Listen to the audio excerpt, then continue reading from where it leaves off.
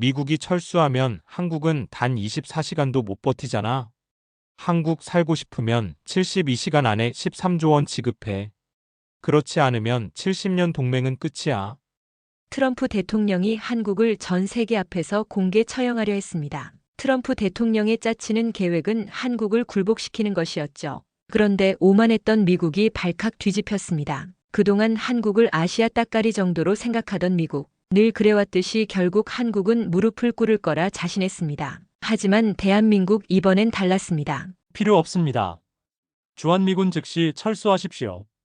예상치 못한 한국의 강경 대응에 트럼프는 개거품을 물며 발작했고 모든 계획이 물거품이 된 백악관은 결국 한국에게 고개를 숙이고 말았습니다. 도대체 무슨 일이 있었던 걸까요? 미국의 청사진을 찢어버린 대한민국의 대역전극 지금 시작합니다. 여러분 이야기 시작하기 전에 구독 눌러주시고 댓글에 구독이라고 남겨주세요. 감사합니다. 안녕하세요. 저는 벤 카터입니다. 워싱턴 DC에서 15년째 기자 생활을 하고 있죠. 전쟁터도 여러 번 다녀왔습니다. 중동에서 총알이 스쳐 지나가는 것도 봤고 아프리카에서 기아에 허덕이는 아이들도 취재했어요. 이라크 바그다드에서는 폭탄 테러 현장을 취재하다가 귀가 먹을 뻔했습니다. 시리아 난민촌에서는 굶주린 아이가 제 손을 붙잡고 울던 기억도 있죠. 그런 제가 이번에 맡은 취재는 좀 달랐습니다. 한미 방위비 협상. 솔직히 말하면 별로 기대하지 않았어요. 어차피 정해진 결말 아니겠습니까? 미국이 압박하면 한국이 고개 숙이는 거.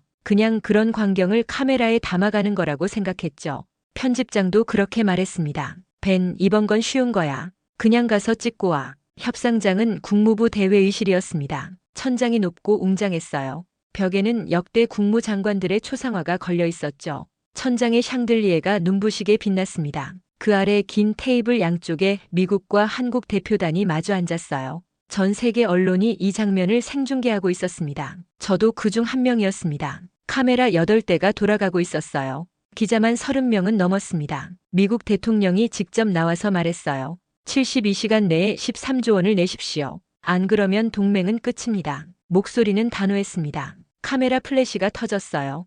기자들이 일제히 메모를 시작했죠. 저도 노트북을 열었습니다. 이건 협상이 아니었습니다. 공개 처형에 가까웠죠.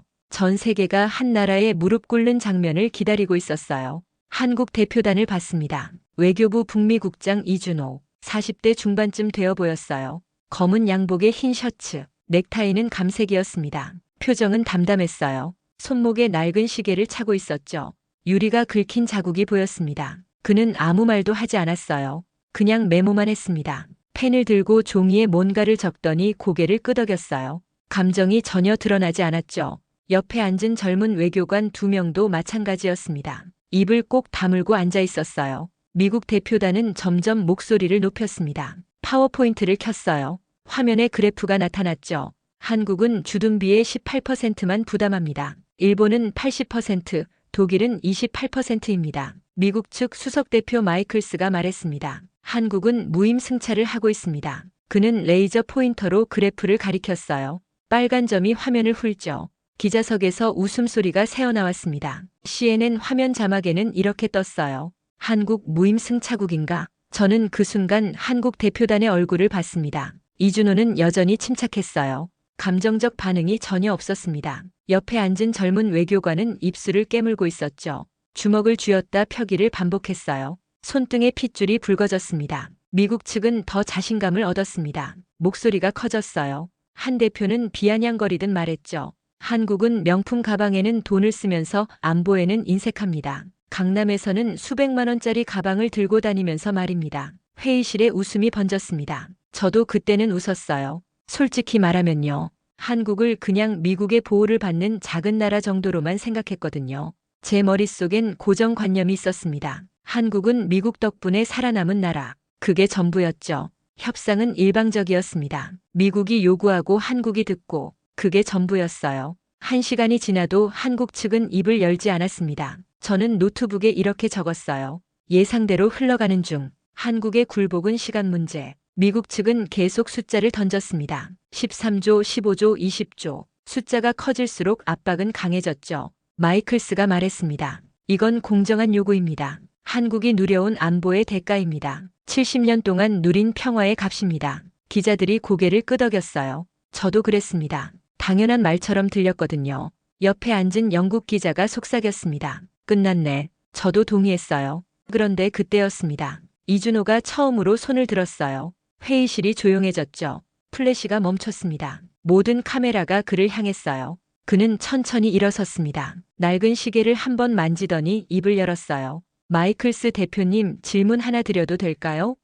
목소리는 차분했습니다. 떨림도 없었죠. 마이클스가 고개를 끄덕였습니다. 물론입니다. 뭔가 예상치 못한 분위기였어요. 저는 타이핑 속도를 높였죠. 손가락이 키보드 위를 빠르게 움직였습니다. 이준호가 말했습니다. 대표님, 조부님께서 한국 전쟁에 참전하셨다고 들었습니다. 맞습니까?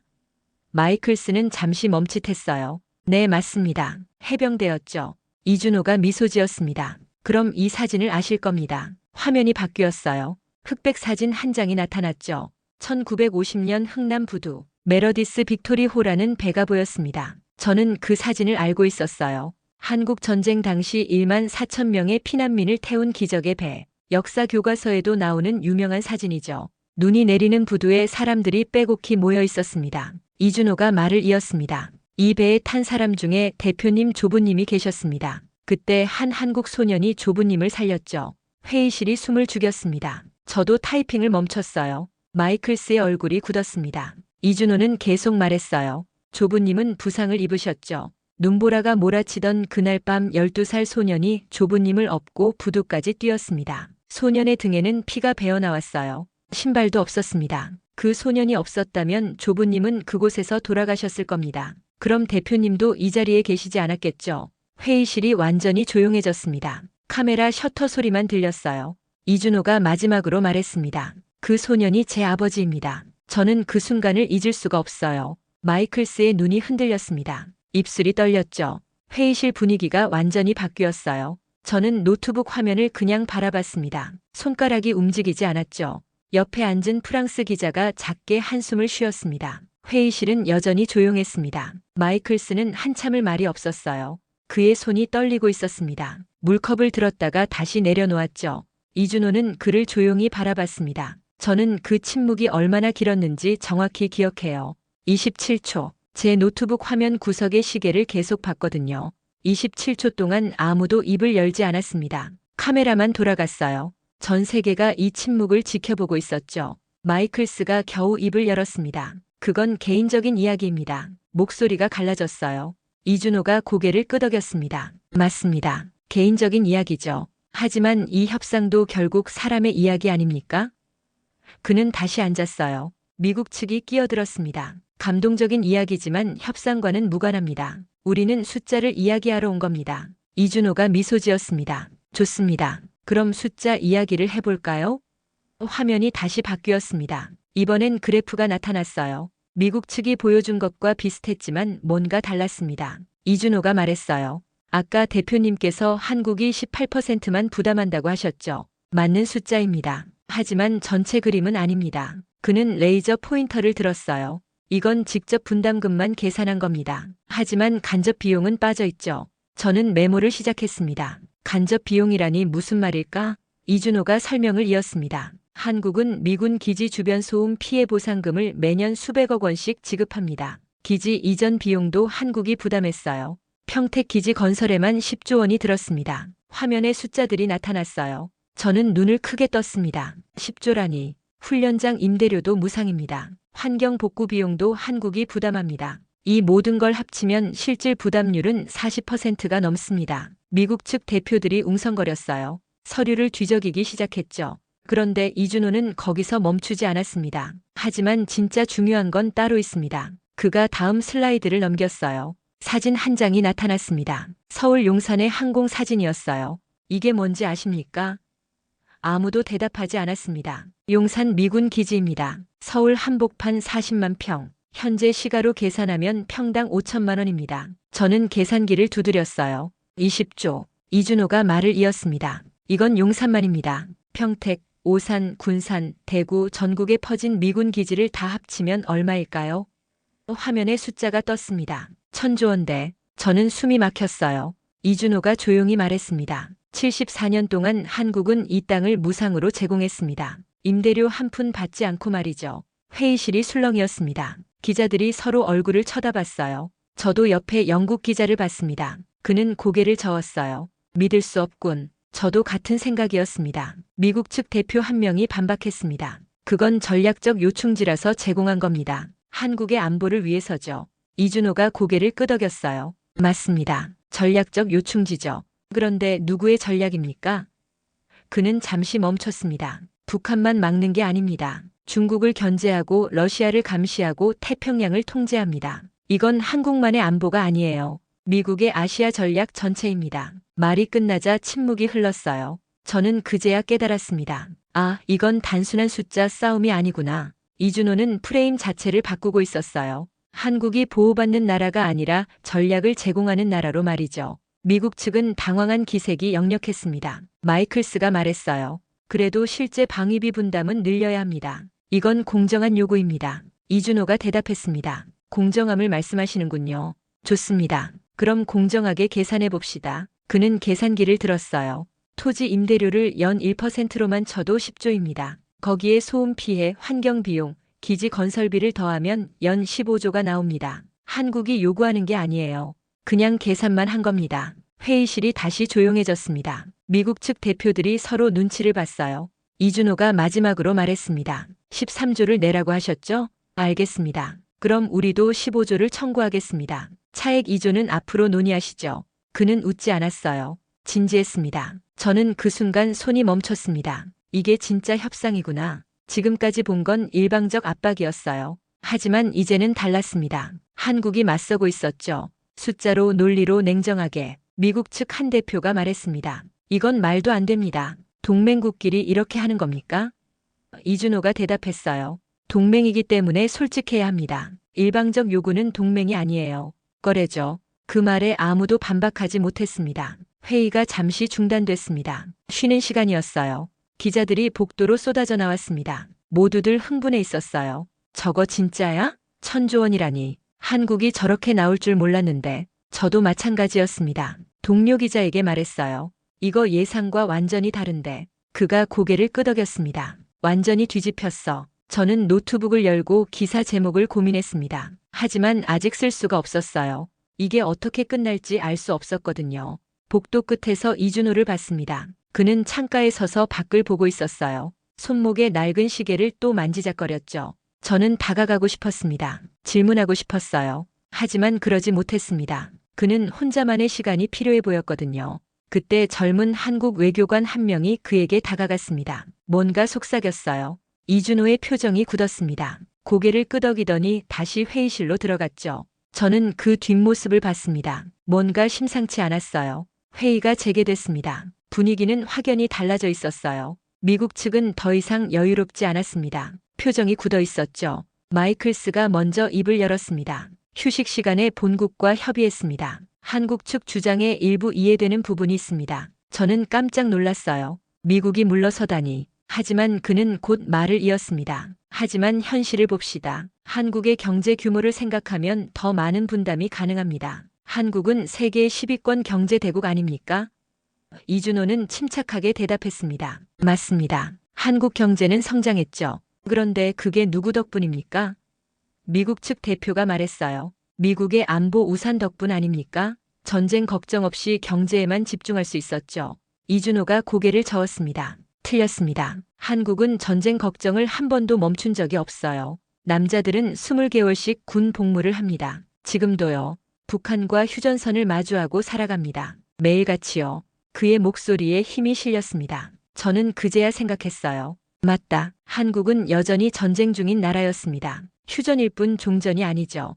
이준호가 계속 말했습니다. 한국 청년들은 인생의 2년을 나라에 바칩니다. 그 시간의 가치를 계산해 보신 적 있습니까? 화면에 또 숫자가 나타났어요. 매년 20만 명이 입대합니다. 20개월씩 그들이 벌 수 있었던 임금, 쌓을 수 있었던 경력. 이 기회 비용만 계산해도 연 10조가 넘습니다. 회의실이 또 술렁이었습니다. 미국 측 한 대표가 비꼬듯 말했습니다. 그건 한국의 선택 아닙니까? 징병제는 한국이 정한 거죠. 이준호가 쓴웃음을 지었어요. 선택이라고요? 분단 국가에 무슨 선택이 있습니까? 북한 군대가 100만입니다. 우리도 60만을 유지해야 해요. 이게 선택입니까? 생존입니까?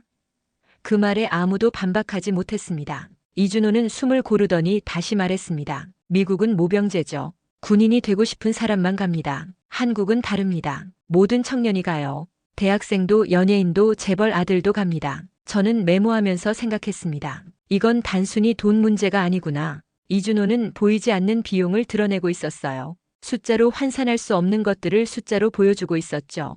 그가 다음 슬라이드를 넘겼습니다. 사진이 나타났어요. 군복 입은 젊은이들이었습니다. 이 청년들이 매일 휴전선을 지킵니다. 영하 20도 추위에도 폭염에도 미국만 지키는 게 아니에요. 한국군이 함께 지킵니다. 아니, 더 많이 지킵니다. 그의 목소리가 조금 떨렸어요. 감정이 섞인 게 느껴졌습니다. 마이클스가 끼어들었습니다. 하지만 미군이 없었다면 한국은 지금 존재하지 않았을 겁니다. 한국 전쟁 때 미군이 목숨을 걸었어요.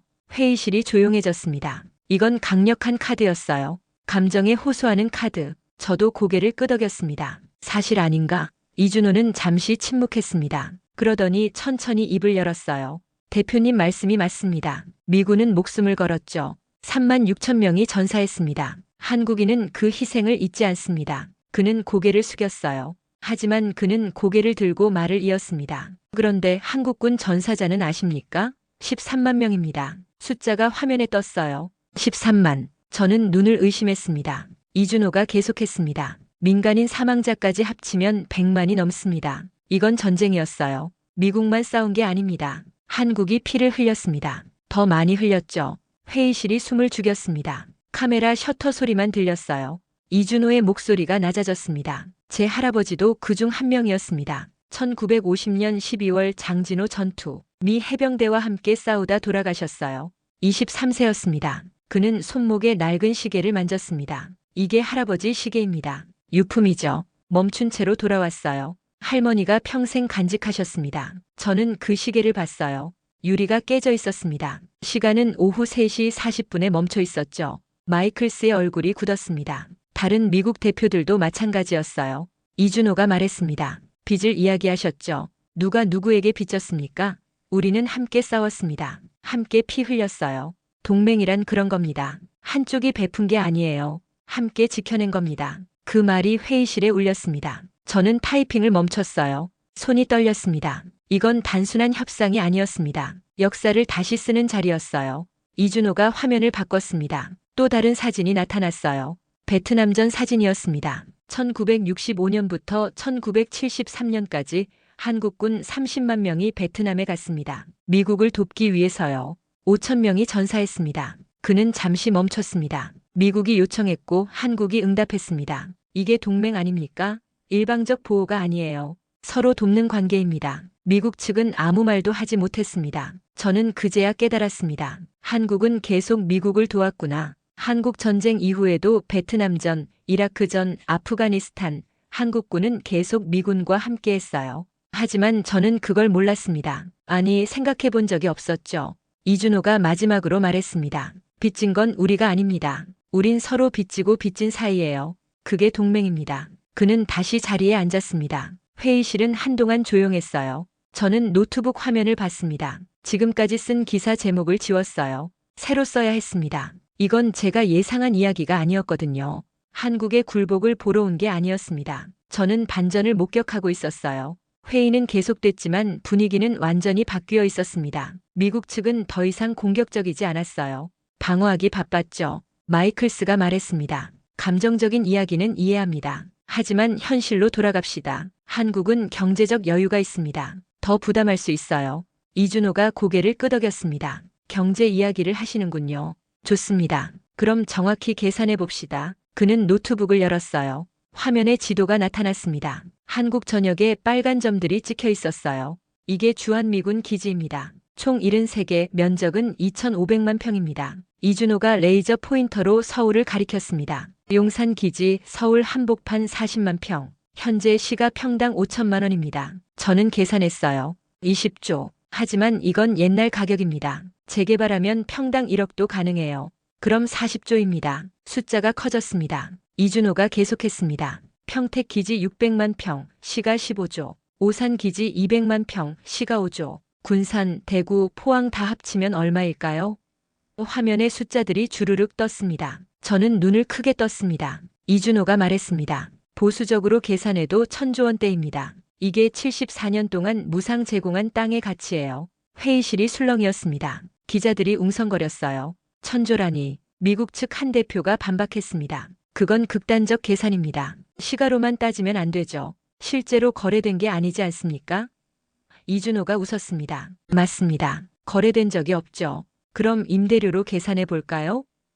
그는 다른 자료를 꺼냈어요. 뉴욕 맨해튼 상업용 토지 임대료 평당 연 200만 원입니다. 서울 강남도 비슷해요. 보수적으로 평당 100만 원만 쳐도 연 25조입니다. 숫자가 화면에 떴습니다. 이준호가 말을 이었습니다. 74년 동안 받지 않은 임대료, 단순 합계로만 1,800조입니다. 여기에 이자까지 붙이면 그는 멈췄어요. 계산하고 싶지 않네요. 너무 커져서요. 회의실에 웃음이 터졌습니다. 긴장이 조금 풀렸어요. 하지만 미국 측은 웃지 않았습니다. 표정이 심각했죠. 마이클스가 말했습니다.